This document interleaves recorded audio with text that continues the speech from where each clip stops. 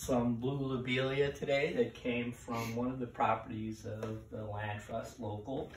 And what I'm doing now is I'm filling up a 50 cell. That means it holds 50 total plants with our transplant mix, which is basically 10 parts compost, our Vermont compost, 2 parts vermiculite, 1 part perlite, and a little bit of sand thrown in, like I say, for good luck. So we almost have this filled. We're gonna, like I say, the blue lobelia is a native wildflower, and it likes it kind of dampish, not like aquatic, but kind of dampish. And we have it growing in our wetland garden and in our rain garden here at Mueller. So the next thing we're gonna do is, we got this filled up dry. We're gonna bring it on into the greenhouse.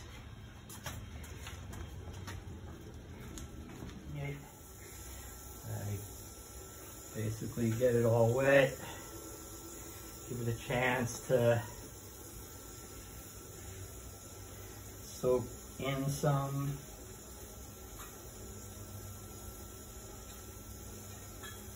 Give it a break for a second. And basically I want to keep watering it in until I see it drip out of the bottom. So. Nice. And now we have our seeding in there, and you can see how tight it is.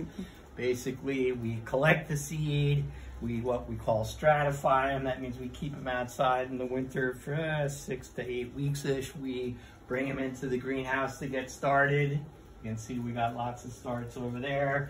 Then once they get tight like this, and they're growing to a certain point, usually past the first set of leaves to some sort of secondary leaves, and then we're ready to go. And then we have our tools of choice.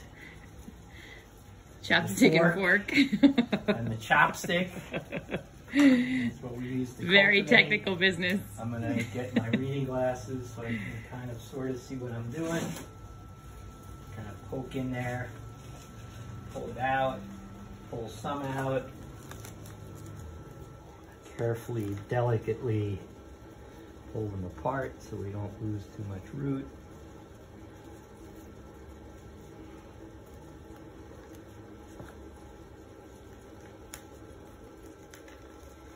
And you do lose a percentage of these. It's not like you're going to get every single one to grow big enough to get out there to be a full-grown.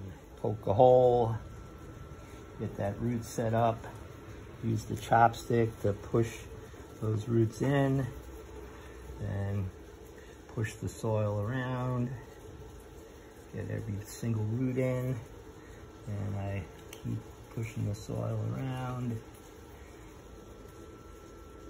Make sure as best you can to have it standing up nice and straight. Call that good. So only 49 more to go. Nice. Poke a hole. This little baby.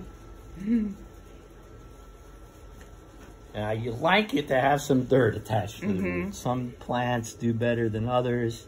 Some species do better than others with that. And sometimes the ones that really like to come away bare rooted, like this one seems to do, take a little while longer sometimes to get established. I get you. Some of the others, it's like they never moved. But like and some, you just have to kind of wait a little bit. Is that the rhizomes? And sometimes have. Let's see. That's Super pretty deep for a little leaf. It's to double the length of the leaf almost. So again, push it in, push the soil around. Oh, I'm so happy.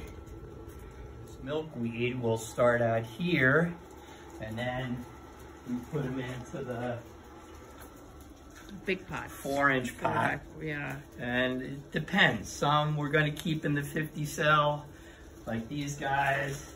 They go straight out. Put them outside, and others do better if you put them in the 4-inch pot for a while. Gotcha. Yeah. I would also say that this year I'm already missing our volunteers in the greenhouse who Yay, volunteers, we help miss do- you. help do all this work.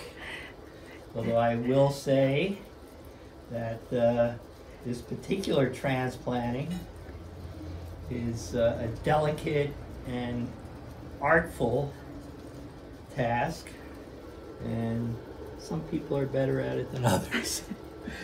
So I was going to say, if John is out here, John was our best transplanter last year. We miss you, John. Steady hand, John. Yes.